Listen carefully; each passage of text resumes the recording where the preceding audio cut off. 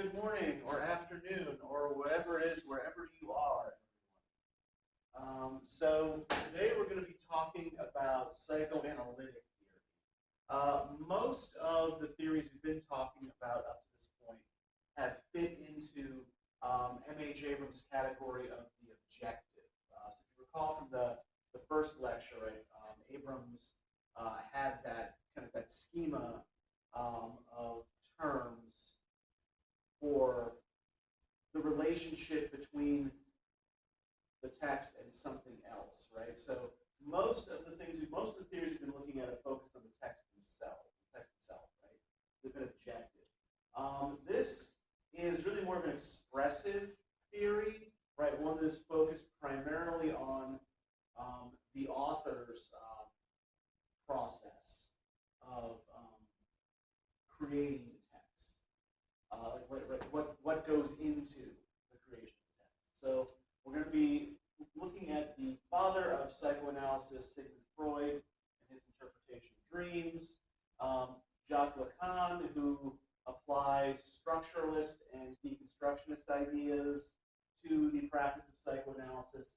And then we're going to be talking about a little bit about kind of like the modern descendant of psychoanalytic theory, trauma theory. I look at Lisa Henriksen's trauma studies essay. So before we get started, I do want to note just a quick thing about psychoanalysis. I think this is the kind of reading people are often talking about when they accuse literature professors of reading too much into something. And I think some of it is because people are uncomfortable with much of the way Freud interprets textual expression, right? So when we talk about Freud, I do want to make it clear that not everything for Freud is about sex, right? Like as he said himself, sometimes a cigar is just a cigar. But it is primarily about the way we deal with our socially appropriate and socially inappropriate desires, right? That is kind of what Freud's central concern is. So, psychoanalysis grows out of certain 19th century trends in psychology. So, psychological readings don't start with Freud. But 19th century psychological readings were really more about relating the biography of the author to specific features of the text, right? Because Herman Melville experienced X, right? This is why there's a white whale in Moby Dick. So kind of using the author's life and experiences to explain everything in the text as written.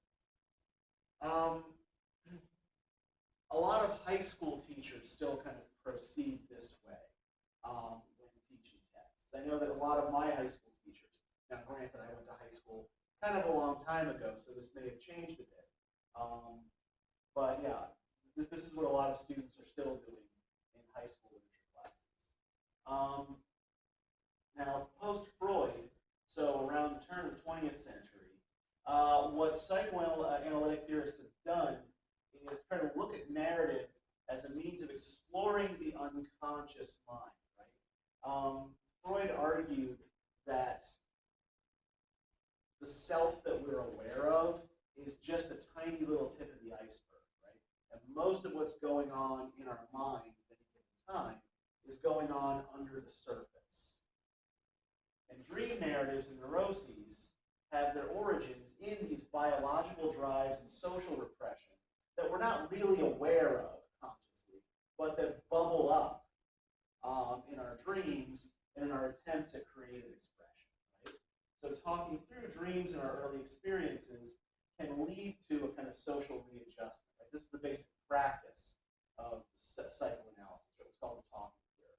Now, when we're psychoanalyzing a text, we're not looking to cure anyone of anything or socially readjust anyone. And one of the criticisms of Freud is that his definition of what's socially normal tends to be the definition of, like, basically normal for Freud is middle class, white, European, educated male, right? So that's his kind of standard of normalcy. He's not real great, for example, about understanding women or women's needs or the needs and issues of various social minorities.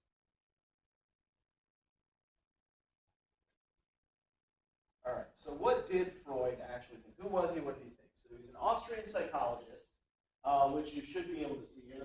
So the problem here is that let's see if actually this doesn't line up perfectly in this classroom for some reason. All right, this will work. So he's an Austrian psychologist whose greatest kind of contribution to Western thought is his theory of mind, right? So for Freud, that unconscious mind we were talking about, the stuff that's all like bubbling under the surface of your conscious self, it's divided into three parts.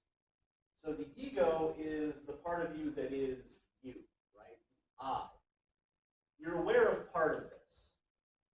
It's the only part of the unconscious that typically seeps into your consciousness at all. But yeah, it's your sense of self. And the ego is formed by the push and pull between these other two parts of your unconscious mind. So the id is your primal biological drives, right? Your animal urges. The id is the part of your brain that wants food, it wants sex, it wants acknowledgement, right? It wants all of these things, it wants them right now. The superego is what keeps the id in check. Now, some people explain the superego as being kind of like a conscience, but it's not quite that. The conscience is more of an internal measure. The superego is actually kind of built through external pressure. The superego is the weight of social expectations on you, right? Why don't we just give the id what it wants all the time? Why don't we just run around with no pants on, eating whatever we want, doing whatever the hell we want? Because we are aware that our peers would disapprove of that behavior, right? Depending on who your peers are. So the superego keeps the id in check, right? Nonetheless, you need to have a healthy id in order to have a healthy ego, because if the superego gains control and represses the id too much, then you end up with a different kind of unbalanced personality, where you're too timid and neurotic to do anything. So consciousness is shaped by the push and pull between the elements of our unconscious, right? As the id and the superego struggle with each other for supremacy, our ego, our sense of self, is formed. And a healthy personality for Freud keeps the id and the superego in balance, right? You need both in order to function properly. Now, and this is kind of like another thing for which Freud is often criticized for reducing everything to sex. He describes human development in terms of 5 stages of what he calls psychosexual development. And by sexual here, like all he means really is kind of like where we derive pleasure from, right? What we desire most. So these are his 5 stages, right? The oral stage lasts from about birth to 1 year. So my son is kind of just emerging from that. And he calls it the oral stage because you get pleasure at this point primarily through your mouth, right? Through being fed. This is also, where you form your connection, your closest connection with another human being, right? Your closest connection at that time being through being fed by your mother, right? The anal stage coincides roughly with the age at which children are potty trained, right? And children learn at this stage to kind of like control the movements of their bowels in some way to kind of like control their parents, right? So you can withhold the bowel movement or refuse to poop in the toilet in order to frustrate your parents and get a sense of pleasure from that, or you can get the sense of kind of like pleasure and accomplishment, the praise you get from pooping in the right place. So at this point, your pleasure is necessarily coming from your butthole. It is instead coming from your control over your increasing control over your bodily functions, right? And the approval that you get from adults for that. The phallic stage from 3 to 6 years is about generally when children discover that they have genitals, and won't stop fiddling with them. At about age 6 years to roughly puberty, sexuality for Freud basically goes latent, right? So you sublimate all of that pleasure-seeking energy into the learning of tasks. So this is kind of like elementary school age, right? This is about the phase when children go through that boys are icky, girls are icky kind of thing, right? And the genital stage is mature sexuality, which lasts from puberty unto death, provided one reaches this stage. Like sometimes certain neurotic personalities, according to Freud, will get hung up in one of these earlier stages and not advance forward. Now, another idea for which Freud is known is called the Oedipus complex. And I think this is also a thing that's frequently misunderstood as this idea that all men want to have sex with their mothers. Not really, right? That's not quite what Freud means. So he is referring here to the myth of Oedipus, right? In which, and we've already actually discussed this myth a little bit when we talked about structuralism, right? This is the myth that Levi-Strauss was taking apart to look at the way Greek myth deals with family closeness, right? So Freud is taking a slightly different tack on this myth. So he argues that this particular complex tends to occur during the phallic stage of psychosexual development. He's really only thinking about boys here. There is a kind of half-hearted attempt to develop what he calls an electra complex, which is about the relationship between girls and their fathers. But it's not, it's basically just trying to transpose the Oedipus complex onto another gender. So during the phallic stage, according to Freud, male children desire attention and affection from their mothers. And they view the father as a rival for the mother's attention, and thus will express some hostility towards their fathers. Now, this is gradually resolved as the boy learns to identify with his father rather than his mother. So, this is not something that Freud regards as lasting, in most people anyway, for a lifetime. It's supposed to resolve itself quickly in its own personality. And it's not necessarily about sexual desire, right? I think it's the fact that the fact that Freud uses the term desire or libido to describe just about any kind of want or need, especially one that's not quite socially appropriate, I think confuses the issue a little bit.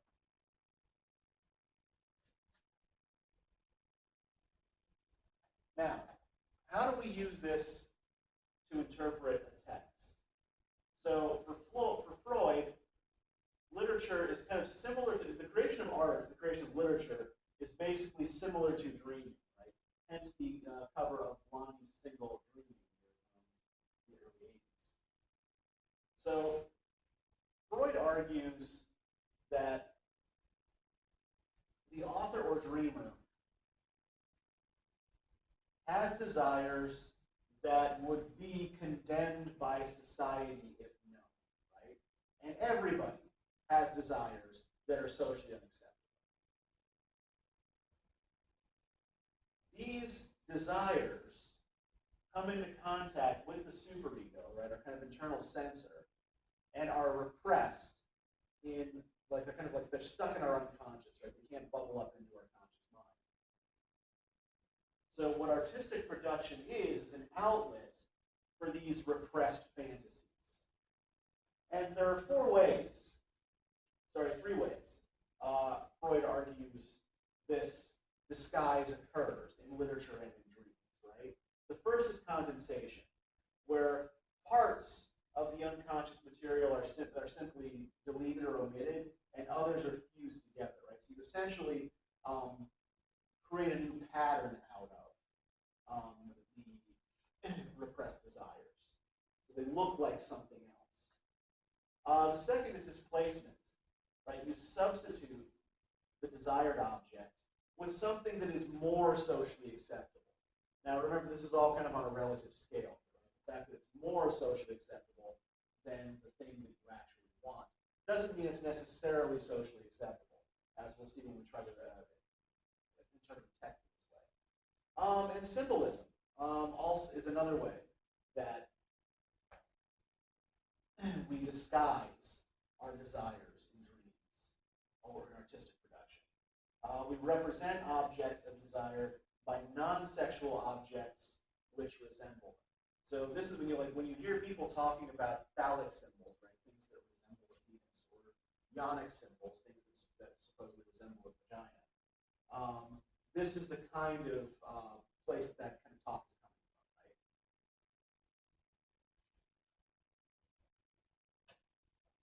So the manifest content for Freud of a dream is the disguised fantasies that are available to the conscious mind. So the way so basically the kind of mask that our unconscious has put on these repressed desires, right? The latent content is the submerged desires themselves, right? The things behind the mask. And the goal of criticism, like the goal of psychoanalysis, is to translate that manifest content into the underlying latent content, right? To take off that mask, to erase those symbols, and figure out what's lying underneath.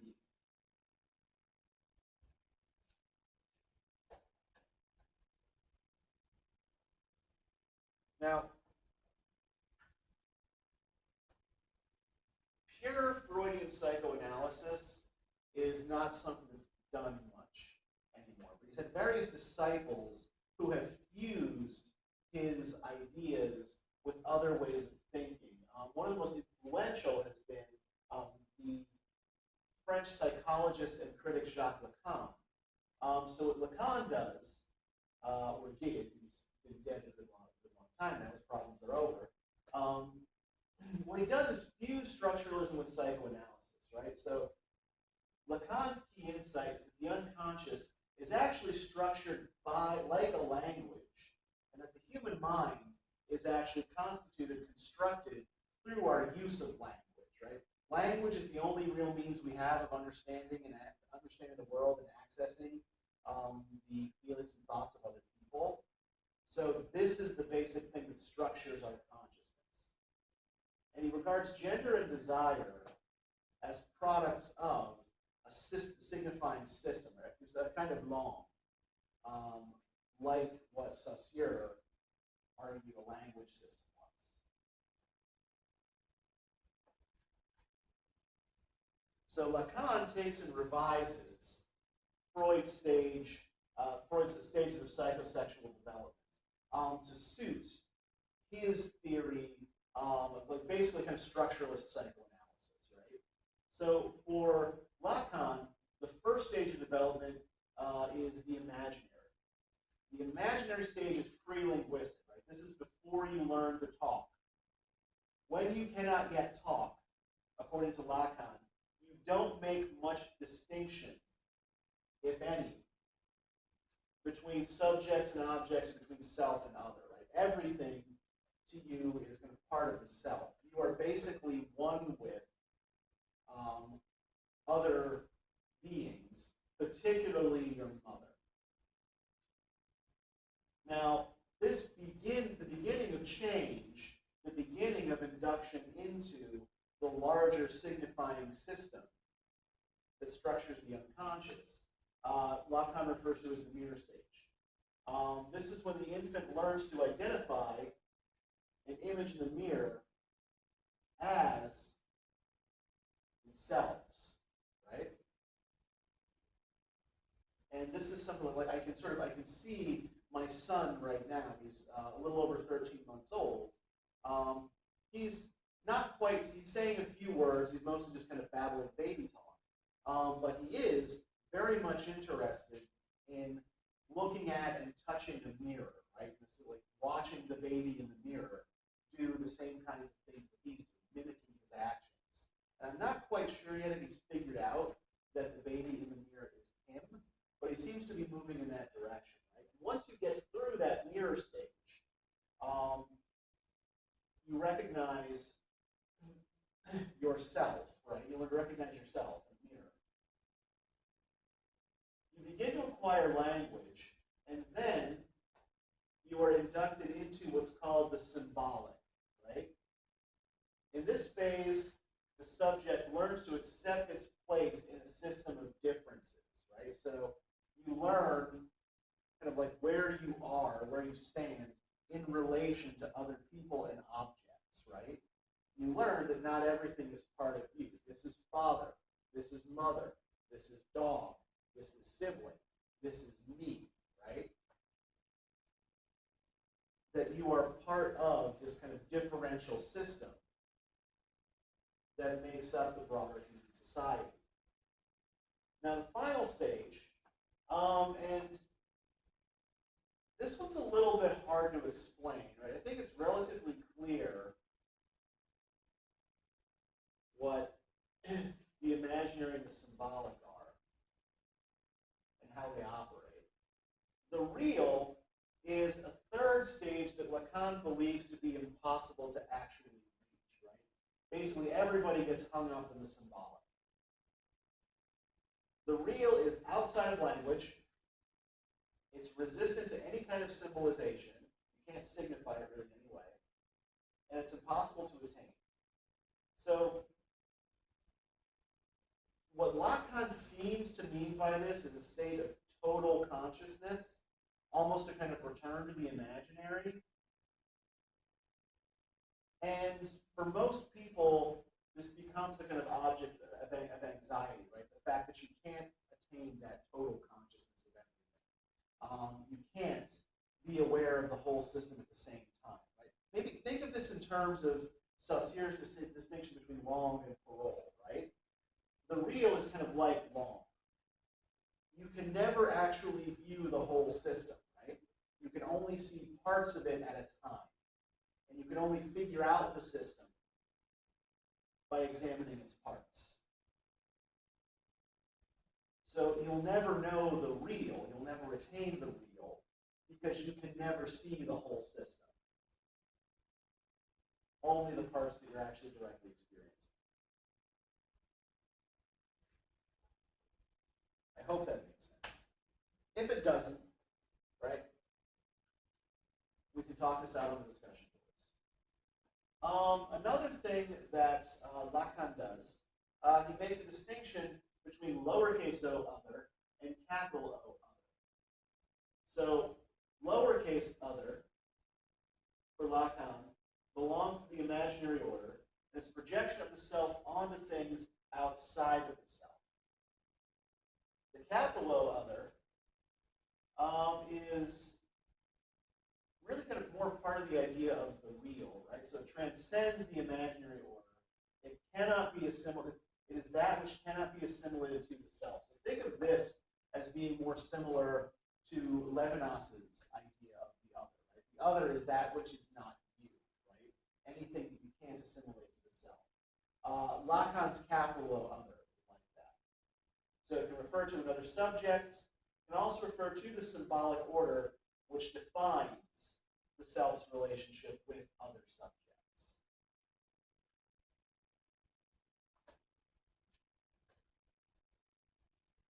Now, trauma studies are relatively recent developments in literary criticism. They start getting underway in a tentative way in the early 80s and really kind of take off in the 1990s. So the word trauma is Greek for wound, and the medical definition of trauma is grievous, invasive physical injury. Right? Now, since Freud, psychoanalysts have also used this term to refer to severe emotional harm, right? Both public, right, that to a society or social group, and private, that to an individual, right? So there are trauma studies that focus on group trauma and trauma studies that focus on individual trauma. So trauma theorists, right, who study the role of trauma in culture, like Lisa Henriksen of the University of Arkansas, pictured here, who we were supposed to have read for today, view trauma as a kind of radical interruption, which disrupts your, like, it's an experience that you can't integrate into your existing worldview, right? Something that so disrupts your life that you can't kind of continue on the same after, right? You repress the trauma, but it keeps popping up to cause trouble for you, right? So this is it's influenced by deconstruction, right? You know, deconstruction is so focused on the unsayable, right? The way in which you know, we can't actually express meaning in language. Trauma is largely about these injuries, these wounds that cannot be expressed or assimilated, right? So the big question that it asks is what constitutes suffering and how intense suffering disrupts our ability to process language, our sensory inputs, and our emotional responses to events, right? So what kinds of experiences or injuries cannot be assimilated and are damaging to our sense of self, either, you know, as individuals or as members of the group, right? So these are the things that a trauma theorist is concerned with trying to unpack. Now, to give you a brief example of how you might do a psychoanalytic reading of the text, right? I'm going to lean a little bit here on one that I'm very familiar with, Edgar Allan Poe's The Castle of Amontillado. So I think most of us probably know this story. It is commonly assigned in high school lit classes and beginning college lit classes. So the basic plot, right, you've got these two guys who meet on the street during Carnival in Venice. One of them, Montresor, is incensed at his supposed friend Fortunato for unspecified reasons. Fortunato does not seem to know that Montresor is angry with him and willingly follows him into his basements to sample a cask of rare wine, right? The joke being, of course, there is no wine, and that Montresor's plan is to imprison Fortunato in his basement and starve him to death, right? So a Freudian psychoanalyst might look at this story as an expression of a kind of repressed desire, right? The manifest content being here, Montresor's killing and imprisonment of Fortunato, right? He keeps Fortunato walled up in his own home. And his murder weapon is a trowel, right? So you see here kind of like holding the trowel and listening to Fortunato's screams delightedly, right? He's deriving a great deal of pleasure as well from, from walling up his apparent friend here. So a Freudian psychoanalyst would look to uncover the latent content here, right? But perhaps this murder masks a repressed sexual drive, right? There's the obvious pleasure that Montresor takes in the act. But also, it's interesting that he wants to keep Fortunato close to him, right? He wants to keep him in his own home and not let him leave, ever. And the murder weapon, the trowel, is arguably a phallic object. So if we were to psychoanalyze this text, we could make the case that this is an expression of repressed homosexual desire, right? That desire is sublimated into, or kind of like displaced onto murder, which is still not socially acceptable, right? But in Poe's time would have probably been kind of like less socially unacceptable, right? The desire to kill someone